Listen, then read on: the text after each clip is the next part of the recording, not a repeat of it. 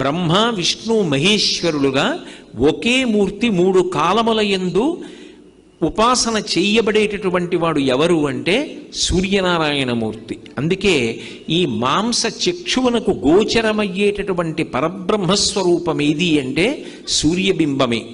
సూర్యబింబం కర్మసాక్షి, సమస్తమైనటువంటి కర్మలకి కూడా ఆయన సాక్షిగా ఉంటాడు.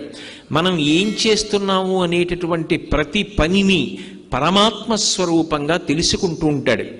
ఒక దీపం ఉందనుకోండి, అది కేవలం కాంతినివ్వగలదు, కానీ సూర్యబింబంలోంచి వచ్చేటటువంటి కిరణములు అలా కేవలముగా కాంతినివ్వడం కాదు, దాని యందు ఒక విశేషమైనటువంటి శక్తి ఉంటుంది. ఆ శక్తిని ఋషులు గమనించారు. అది ఏ శక్తి అంటే అది లోపల ఉండేటటువంటి హృదయ పద్మాన్ని వికసనం పొందేటట్టుగా చేస్తుంది.